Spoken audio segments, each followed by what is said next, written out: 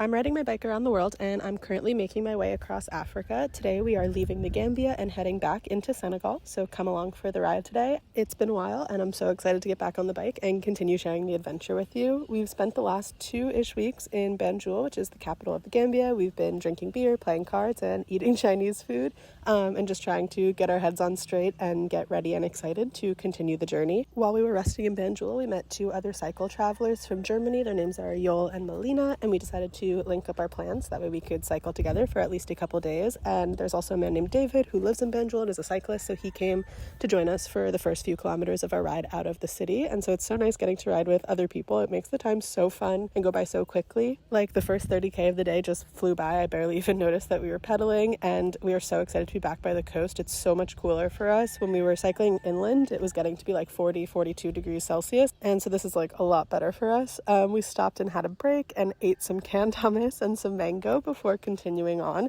The canned hummus was actually way better than I was expecting. I was very pleasantly surprised by that. There are all these kids that came out to hang out with us while we ate our food and just wanted to like shake our hands over and over again, which is so nice and cute.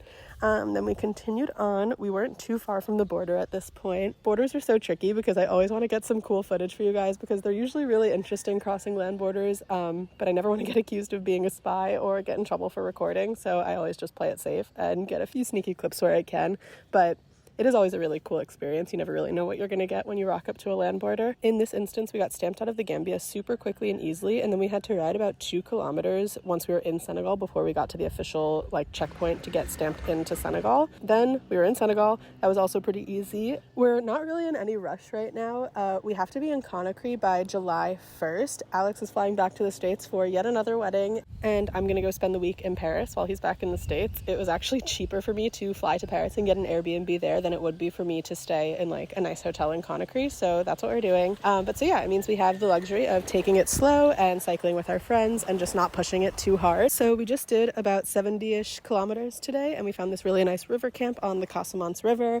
We had this beautiful tree that we put our tents under, and it had all of these orange flowers. It was so beautiful. And since the borders were easy and we didn't have too far to go today, we ended the day at around 4 o'clock or 4:30, so we had tons of time to go in the river and enjoy. The Casamance River is super salty, so we were able to float, which was so cool. And then I took a little bucket shower to rinse the salt off of me. My first bucket shower in Africa. I actually love a bucket shower. I think it's a very efficient system. There's so many animals at the campsite, lots of chickens, tons of bats. There are all these fruit bats eating the mangoes from the trees. After we all showered up, we walked back into town to pick up some supplies for dinner. We wanted to cook for ourselves tonight, and so we got some pasta and tomato sauce and fresh tomatoes, which were such a treat, and we made some pasta for dinner.